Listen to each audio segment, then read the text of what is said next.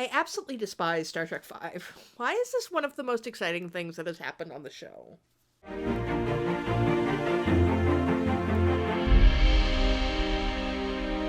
Hello, geeks, freaks, and all those unique. This is Emcee Frodis. In Episode 7 of Strange New Worlds, the Serene Squall, the Enterprise is tricked into a humanitarian mission to save refugees that is, in fact, a ploy by a pirate captain into rescuing their lover, Spock's half-brother Sybok. I'm cutting right to the chase because it's this final aspect I would like to focus on. After 33 years, we've gotten a direct reference to Star Trek V. This blackest of the black sheep in the Star Trek franchise has been almost entirely ignored, save for a few joking references. But the Serene Squall dives right into it, addressing the issue of Spock's half-brother. This is, I think, the aspect of V that people don't mind the franchise looking at, myself included. Bonus points for Sybok. I may hate that movie, but I live for House Solkar drama. Do him right for once. So for today's deep dive, I'd like to talk about the House of Solkar and why we're intrigued by them. So why do I call it the House of Solkar?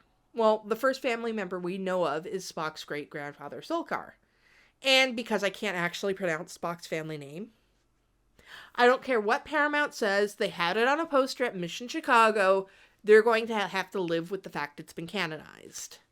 Now, Solkar might not be a name you recognize right off. Solkar was the captain of the survey vessel to Plan a Half, which made first contact with Earth. He's the tramp that allowed Zephyr Cochrane to grab his hand like the dirty, dirty boy he was. That family is all about the human contact. He would become the first Vulcan ambassador to Earth. But of course, the most we know about Spock's family is from the 22nd century. Right from the very beginning, Spock was being cagey about his origins. He first spoke about his family in the second pilot, Where No Man Has Gone Before. In fact, one of my ancestors married a human female. That ancestor is your father, Spock. The human female is your mother. For everyone who has ever complained about Spock not talking about Michael Burnham, the most consistent thing about Spock's characterization has been his inability to be forthright about his family. But even with all of the jokes about Spock's resistance to talking about his family, they are the most prominent family in all of Star Trek, having episodes about them in 5 of 11 Star Trek series, and being present in both the Prime and Kelvin timeline films. The first episode that people think of when talking about Spock's family is Journey to Babel, and this is for obvious reasons. It's a fantastic episode. We're introduced to Ambassador Sarek and Lady Amanda, and Spock's status as a sex symbol is even further cemented as we find out about his massive daddy issues, having had a falling out with Sarek over his decision to join Starfleet Academy instead of the Vulcan Science Academy, an event which would be dramatized in Star Trek 2009. Star Trek Discovery's episode Leth would expand upon this falling out, making Sarek's disappointment tied to his choice to favor Spock over Michael for application in the Vulcan Expeditionary Group, which Spock's dismissal of the Science Academy made moot. It would only be in Journey to Babel that Spock and Sarek would begin to repair their relationship with one another. This slow process in rebonding would be shown in The Voyage Home and the Undiscovered Country. A new rift would be revealed in Spock and Sarek's relationship when Sarek reappeared in the Next Generation episode named after him. By this time, Amanda Grayson had died and Sarek had remarried. Spock disapproved of this and would never truly repair his relationship with his father, only finding out how much Sarek cared for him in the mind melding with Jean-Luc Picard, who had previously melded with Sarek to ease Sarek's Bendai syndrome, which brought his emotions to the forefront. The familial issues of Spock's family would be revisited in the alternate Kelvin timeline, and would continue to be explored in the Prime universe with the start of Discovery, this time focusing on Spock's adoptive sister Michael Burnham. Season 1 would focus on Michael's relationship with Sarek, while Season 2 would delve deeply into Spock and Michael's relationship. From Discovery Season 2, we come to Strange New Worlds. This episode is the first time we've dealt with Spock's family, and judging from the way the episode ends, it's just the opening salvo. Because I still haven't talked about Star Trek V. Because it's a really painful topic. Just cutting out all of the dumb bullshit that happened in that movie and getting to the important stuff. Sybok is a Fatosh Takur, a Vulcan without logic, who uses a Vulcan technique of bringing repressed pain to the surface in order to essentially brainwash people. He amasses something of a cult of people to help him find Shakari, the Vulcan version of heaven. He ends up finding a godlike creature who ends up killing him. And oh yeah, Sybok is Spock's half-brother.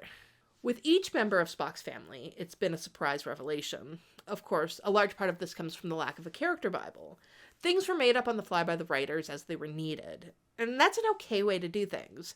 It allows for surprises. It also becomes an element of Vulcan life. They're very reserved about their families.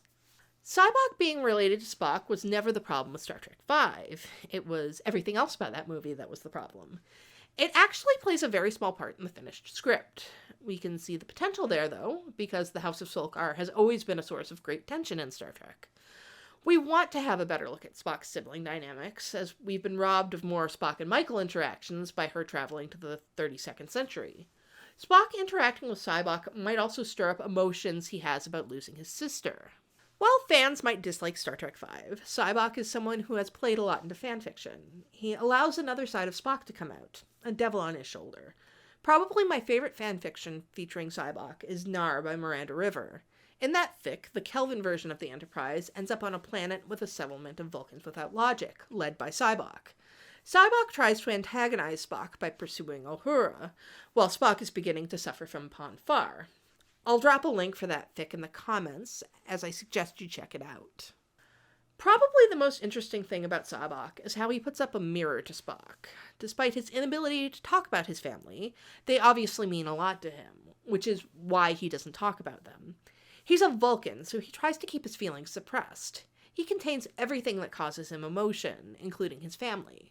Without a doubt, Sybok will try to wreak havoc on Spock's emotional control, possibly trying to punish him for being Sarek's favored son. I also wonder if Sybok will be the cause of Spock and T'Pring's estrangement. The Serene Squall was an okay episode. I have issues with it because it serves so much as a sequel to Spock Amok, an episode which if you watched my video you know I didn't care for. I also think that the timing isn't great, as we just had a Spock episode, and there are still plenty of characters that haven't had a focus. Where are my Hemmer and Ortegas episodes? This development with Sybok is the first plot with Spock that I've cared for in Strange New Worlds. I have no investment in this doomed love triangle. I really hope they focus more on this aspect of Spock than him as a romantic character. But I loved Pike pulling a pirate impersonation. This episode was fine, but full of potential for the future. So comment down below with your thoughts on Strange New Worlds, The Serene Squall. If you like my videos, subscribe to my channel.